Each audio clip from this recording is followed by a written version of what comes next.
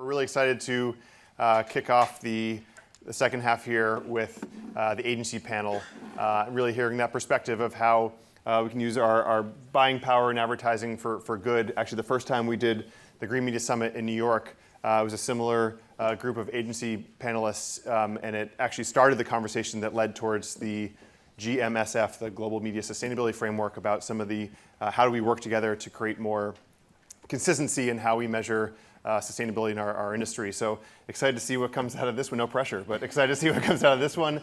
And welcome Jonathan Haynes from Equative, who's going to be moderating this panel. Hello, everybody. So I think from an agency leader's perspective, as I'm joined here from for the holding groups, hopefully we can follow some of the themes that I picked up earlier, which has been really around sort of progress. I think a lot of passion's been displayed, and I like sort of the action part as well from earlier. So they're probably some of the topics we're gonna touch on now. I think sort of the objective we're trying to do here is look at the media agencies really being at the centre of the advertising ecosystem and influencing how billions of dollars essentially are being spent, and that gives them a powerful opportunity to and responsibility to shape what the future looks like.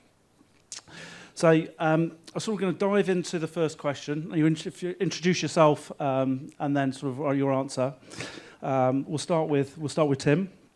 I think what I'd really like to understand is how answering with your agencies, you're all coming at this with a very different background, and getting to know them all over the last few weeks has been really interesting as to how each of the groups are looking at the sustainability perspective differently, but trying to achieve the same objectives. So can you each sort of introduce yourself and answer how your agency is using the buying power and your client relationships to push sustainability throughout the advertising ecosystem? Thank you very much, Jonathan. I should say, Jonathan said he was going to answer questions in a specific order, and then just before we went on said, I'm going to mix it all up. So yeah, expect us to shoot from the hip. I'm Tim Pritchard. I lead responsible media at MGMD. It's part of the Omnicom Media Network. I'm very lucky to have one of my clients in the audience today, Lisa from GIFGAF. How we as agencies using our buying power? Well, I guess we sit in between clients and media partners, and we look to serve client interests and represent their company values through the media supply chain. So it's a simple question of kind of representing what they want to achieve and the values through which they want to do that in the media supply chain. It's our job to understand those supply chain dynamics, to get the most knowledge, to make it simple, to Emma from Nestlé's point earlier, to make it easy to action, and to use a bit of carrot and stick, the classic kind of supply chain dynamics. So stick where we think people aren't maybe pulling their weight in the sustainability space, or giving us options that we want for our clients to achieve our objectives, and a bit of carrot to recognise the shared interest here. As we say to many of our media partners, your scope 1 is our scope 3. So it's a shared entity there. Thanks. Hi guys, my name is Bea Willetts, and I work at Publicis in the London office on the digital standards team. So most of my team is in the US. I'm kind of going solo here today. But my team acts as sort of consultants for our client teams. So we work on all areas of media quality, brand safety and suitability, brand integrity, and responsible media. So looking at DE&I, accessibility, and of course, sustainability. And we are really fortunate to have a huge roster of amazing clients who are really leaned into sustainability, and some of them are here today. So hello, I've worked with you before. But I think our mission really with our client relationships and buying powers is to really work in kind of a feedback loop. So we work on bespoke and really specific frameworks for our clients based off of their needs, their goals, their maturity levels within the area. And then we work with all of our industry partners. So we're really helping to drive the metrics and the standards that we have, like the GMSF from AdNet Zero. And we really try to bring back feedback and needs and wants from our clients to both our industry bodies and our vendors to make sure that we can really be the kind of sounding voice of our clients, and then also help to push the industry forward. So help to make all of our standards better, to help find better solutions, and then bring those back ultimately to the client so that we can also help all of the industry partners and our ad tech partners to really drive progress.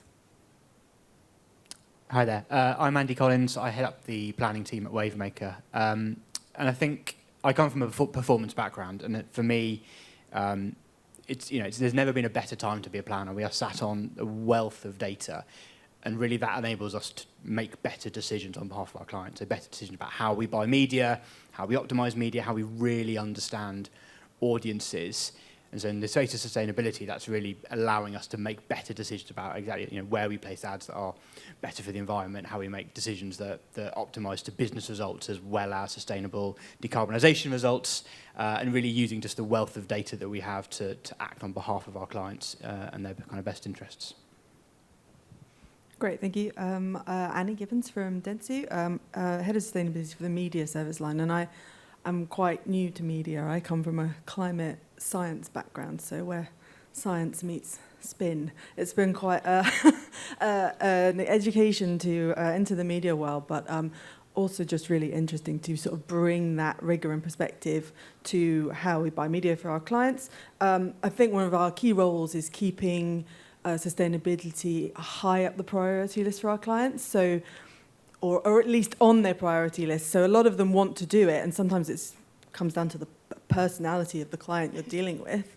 But that's great. We can really nurture that. And I think one of the ways we really keep it alive is making sure that we are making it good for planet and good for business, and that is entirely possible to find the best way to deliver media for our clients and also deliver their business goals, because we are sort of really well placed. There's such a wealth of expertise within the media, within agencies.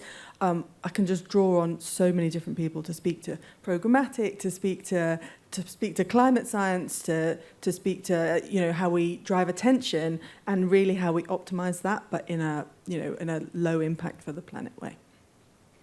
So Anna, in your view, is it the agency's responsibility then to help the client weave the narrative, or would you say it's the clients to weave the narrative? I mean, this is an annoying answer, but I think it's both. There's definitely push and pull there, as I said. I think the role of the agency is very much to help demystify what's going on. I think there's so much information. Some of it's conflicting. There is a lot of spin that's put on stuff in terms of what things can deliver. And so it's really helping clients navigate that. I think a few years ago people were coming forward with sort of big budgets to spend on sustainability and to really achieve things, and that has really dwindled recently. But that doesn't mean that there isn't appetite there to do something with it, but just in a more sort of thoughtful way. And I think the role of the agency is to kind of help orchestrate that approach. So to really drive a sort of, we've heard earlier about test and learn. So, how can we test different things in the way you're delivering your media, and then learn from that and do it even better next time? Okay, so I know Tim likes a bit of change. So I am going to sort of, with that then, would you say that there has been change, you've had to make changes to the way that your teams have approached media measurement, for example, and actually even the vendor selection that you're working with? Can I add one tiny point to build on Annie's? Just that I think often, you've seen some clients, you said, personally motivated to get involved in the space. Where we've seen real success is where the clients haven't realised that their company have a sustainability goal that marketing isn't necessarily aligned to. And it's those narratives for the organisation that you're working with that are often the most powerful in driving change and driving action. So bringing people together, making sure the kind of marketing and advertising professionals meet the sustainability officer, and that's where it's sort of baked into the business. It's not something that's nice to do. It's not something sort of for the sake of it. It's something that drives a business goal and aligns to a business commitment, often in many senses of a net zero or a sustainability strategy. Anybody want to add on that? I think the big change that we see, and this is going back a few years now, the real kind of game changer for us was when we started to try and tackle this narrative that it's an either or, that you can either have sustainable success or business success, and going there is a sweet spot in the middle. And the real kind of unlock for us, we started a piece of work called eco-effectiveness, where we essentially fused all of our econometric work with kind of carbon data to tackle this challenging narrative around a trade-off. So you could calculate the cost of carbon per sales and able to go, at a bare minimum go, actually, look, we can deliver an equally effective plan by altering your kind of channel splits with reduced carbon impact. Or actually, in some cases, go, actually, look, there are fundamental shifts to your plan that is a win-win that becomes more effective and has a sustainable benefit. And having proof points like that began to create this kind of narrative shift. It's not either or, but actually you start to create proof points. You socialise the fact that this is a real opportunity. And that allowed a whole new raft of conversations about how we measure this effectively, how we make those right choices about media, and how we kind of optimise how we move forward, and how we make those kind of overarching macro decisions about planning. Yeah, and our agency and my team specifically approaches it the exact same way. So I think the biggest shift for us is really focusing on the link and the correlation between measuring and reducing sustainability from a media perspective to business outcomes. Because at this point we do have a million proof points, but it's how do we find a framework that everyone can stick to and that we can really say, okay, X does drive Z or Y. So I think that's the framework that we're really trying to drive, and that's how we're approaching different media vendors and helping to drive the industry forward. So with that then, so does that mean the tools, and so what tools and then technology and maybe even frameworks and standards are you working with, and which ones have had a positive impact on the work you're doing and the teams, how your teams are operating? Let me take that. Yeah, go for it. Sure. So at Publicis, we have a slew of proprietary products that we're really proud of. Anything from internal employee training to solutions that we have for our clients. So from an internal employee perspective, we have an initiative called NIMBY, so No Impact for Big Impact, which is a series of online e-learnings that our employees can take to really understand what the industry looks like and where we're heading and what the challenges are and what we can do to approach it to help them kind of better frame how to support clients later on. And then from a client perspective, we have a few tools. One is a carbon calculator, which allows us to measure the emissions of our clients' campaigns from production to media. We have an e-footprint calculator that allows us to model the energy intensity of digital e-pages and apps. And then something that I'm really, really excited about, which is brand new, is anti-greenwashing AI that allows us to analyze draft campaigns in under a minute, which abides by the regulations and the standards that we have in place to detect any signs of greenwashing. So those are just some of the proprietary products. I go on for a million years about all of our tech partners, but I'll stop there. Yeah, okay, I can take it. So similarly, we have a lot of education programs as well internally. We also have some really good client-facing stuff. So we've got a carbon calculator that we think is pretty good. Although we often would like to use it with clients to kind of baseline where they're at with the way they're delivering their media. We can sort of take a campaign or a year or just take a snapshot of what they're doing and really break it down and say, this is where you had perhaps unintentional carbon impact versus what your media goals were. That being said, we don't want to gatekeep and say, well, ours is the only tool that you could use. We are, any measurement is good measurement, so we're trying to help our clients understand what they have and how they can already use that. But the other thing we're really trying to do a lot more of is to weave carbon through the planning process. So not to just measure at the end. I mean, that's inevitably where you're going to measure and then see what you did and try and do it better. It's iterative. But to really weave it through how you're optimizing the way you're planning media, how the teams are thinking about it. I mean, even just simple things like checklists that we've developed with clients that we can use internally, but they use in their media teams as well, about have you thought about these things? And it can apply to things like production as well. But it doesn't always have to be deeply complex to be a useful tool. I think that's it. There's something in, like I said, it's never been a better time to be a planner. It's also never been a more complex time to be a planner. Like, we were talking earlier about how 10 years at agencies. I've been at my agency for almost 17 years now, which is mind-boggling. But I think back to how complex the job has become in that time. And the second these things become an added mental load on top of an already complex planning process, the greater there is a chance of it dropping off. And so the more we think about baking these, it's just good practice into the way we plan and buy and think about media, the more likely we are to kind of continue this narrative to get some of these initiatives over the line, just as part of brilliant planning rather than an additive thing I've got to, as a busy junior planning manager, think about on top of the day job. I think, Tim, you've got probably probably good if you could explain. You did a custom solution for one of your clients. Do you want to maybe touch on that? Yeah, absolutely. So I think the client I'd like to reference is giffgaff, and I think it's a kind of end-to-end journey that we've been on. So since we pitched for their business in 2022, and the pitch question was, how can you drive more sustainable actions for more people? So selling refurbed phones, and building that through into the media buying ecosystem effectively. So going from audience all the way through to kind of point of media buying and reaching our audiences. We started by sort of going on a joint learning journey. So we then did a number of training programs together as client and agency, and that really helped kind of bake in the understanding of what we were doing, the kind of methodologies, the carbon literacy, quite literally. And then we sort of went round and codified our approach to responsible marketing. So we've drafted a responsible marketing manifesto. Got a copy here. We're on version 2.0. Thank you, Lisa, for the prop.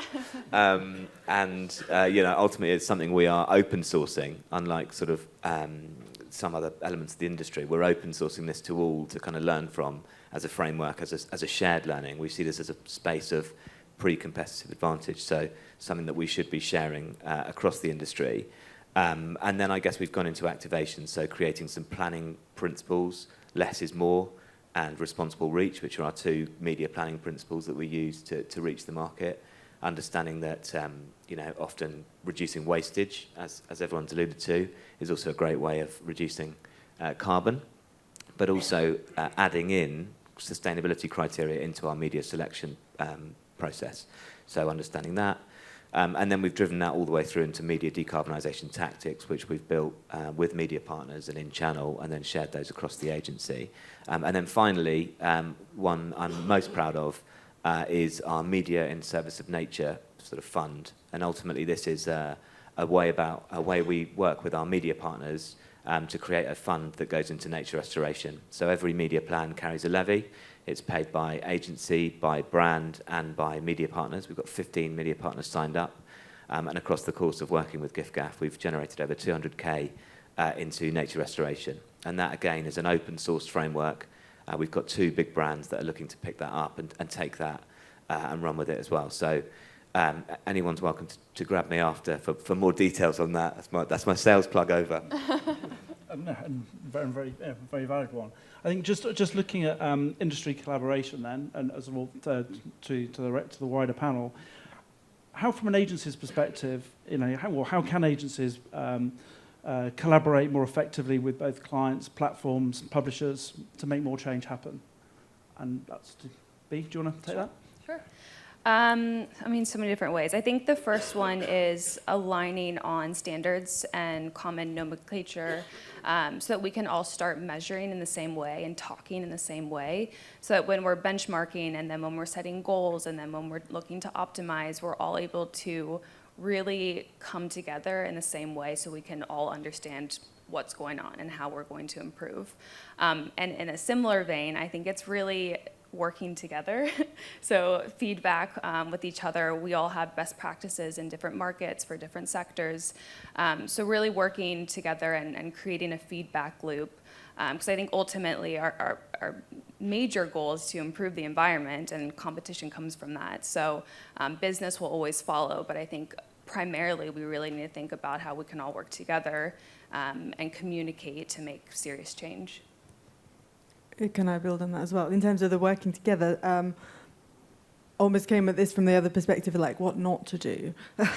So cherry picking insight can be really difficult. So I think in terms of joining the dots, it's so important because there are different lenses that people are putting on things. There are very specific parts of the process that they're looking at because that's where their expertise is, but it's very hard to join those up sometimes. So making it easy for people to use that in the larger picture, I think is really helpful. I also think there's, and we all need to be a bit braver about simplifying things. I think, we hide behind a lot of complexity, a lot of language, a lot of, those sorts of things. And if you can just really, if you can explain it in a couple of sentences, then then it's probably a good thing. And if you can't, then perhaps we should not be doing that. Yeah. So. I think, yeah, you've got two of the most jargonistic industries in sustainability and media coming together.